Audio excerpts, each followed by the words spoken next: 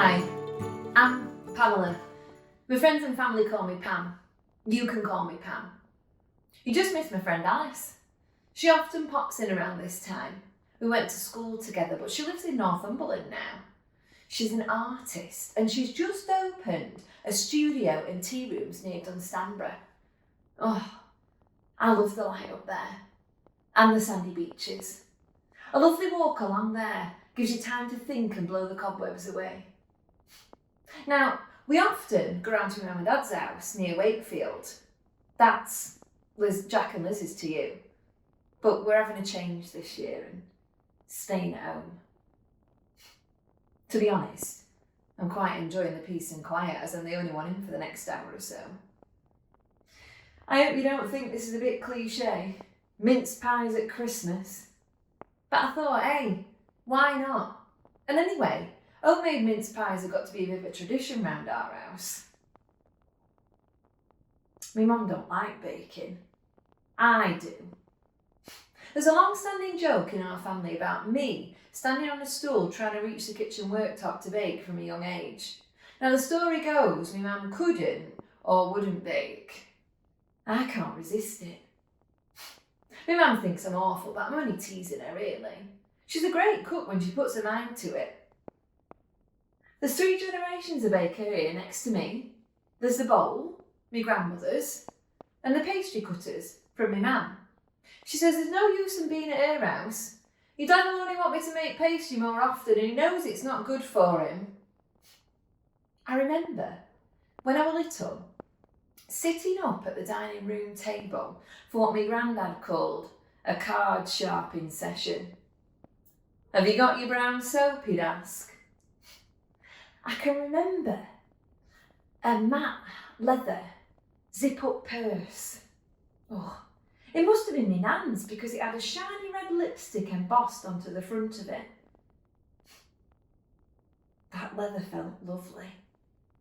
When the brown soap was out, 2s, 1s, and I'm showing my age now, even 8s, we'd all settle down to a good-natured evening of cards. Pontoon, Newmarket, Crazy Eights, stick or twist was the cry. Mum would always make sure that everyone was settled with drinks first. Shandies for the gentlemen, although my granddad would always have a lemonade because he were driving. My mum and my nan would have a Baileys, and my great aunt would have a festive Warnix. That's Advocar for anyone under 30. In case you've not come across this, it's a custard-like consistency and colour. It's an alcoholic beverage that is basically alcoholic custard. I can still see Auntie Vera now, holding the smoky stem liqueur glass in one hand, while she carefully cleaned every last trace of the Warnix out of the bottom of her glass with a little finger, relishing every last drop. And then we'd all proudly count up our winnings and settle down to watch Morecambe and Wise. When everyone were round, my dad always got talking about a talent competition I were in when I were a little girl. It were at Butlins. My girl's a Yorkshire girl, Yorkshire through and through. My girl's a Yorkshire girl, by gum, she's a champion. Sorry, I couldn't resist that. It still makes me smile, even though I was nervous as anything when I got up on that stage. As soon as I saw where Mum and Dad were sitting and I waved to them, I were fine. I loved to dance and sing. I often thought I might make a career of it in London, but I decided to choose something closer to home with more chance of a steady career. And so I did drama and musical theatre at Newcastle. Me mum and dad were proud as punch. As I walked across that stage in my cap and gown, they were beaming. I'm now a deputy head at a Yorkshire school specialising in performing arts. I remember being inspired by a be whatever you want to be box when I was little. I must have been about 5. Vet, intrepid explorer, even chef. Do you ever wonder if the chance had arisen? Would you have done anything differently? Hindsight is a wonderful thing. But then, so is spontaneity. I went on a spur-of-the-moment holiday to Northumberland with my friend Alice, and that's where I met Josh. I can't say it was love at first sight. I mean, I didn't even like him at first. I never thought we'd hit it off. But we did. And a few days later, he asked me out. I remember being inspired by his sense of freedom. He'd bought a bike, an actual motorbike, from the money he'd saved up from his job as an electrician and from his 21st. One of my birthday wishes was to ride a Harley Davidson, but I don't remember telling Josh that. On the morning of my 25th, I remember waking up to the very distinctive sound of a Harley pulling up outside our house. Riding pillion in the early morning sunshine, and riding alongside our favourite beach. It was perfect. We found the best outdoor cafe around, purred across the causeway to Lindisfarne Island, where we drank hot coffees on a rickety bench overlooking St Cuthbert's Island. And it was then I realised he was the one. We've been together for 10 years with plenty of water across the causeway since then. When he proposed, I was worried about telling Mum and Dad. Not because I knew they wouldn't be happy for me, because I knew that they loved Josh, but worried because we decided to move a little bit further away. Now, we had Sheffield in mind because we loved being outdoors, and Sheffield had the best of both, city and countryside, just what we needed. I must admit, when we moved, we asked Mum and Dad to visit us more often.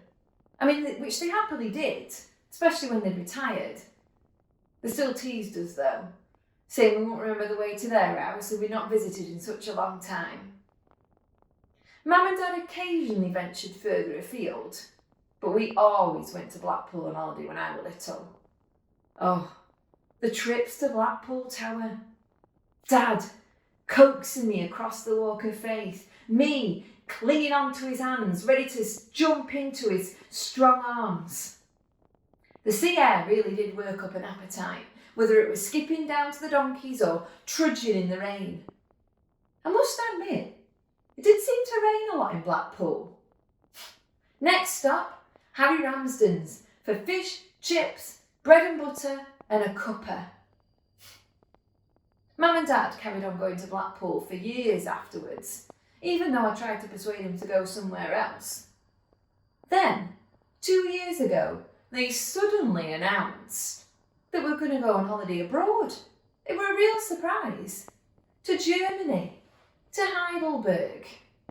Now you see, me Dad were always a fan of the Student Prince, which is set there. I remember Mum and Dad went to see it, a production of it, on one of the last holidays to Blackpool before they went to Germany. Dad would not stop talking about it. He even bought a programme which he proudly presented upon his return. They loved their trip to Germany. It were a real festive treat. They went on December the 14th for 4 days and they had a great time. They arrived home with tales of hot toddies and drinking hot chocolates at the Christmas markets. And the icing on the cake was when it snowed. I teased them when they arrived home. You see, their song, as we call it in our family, is September in the Rain.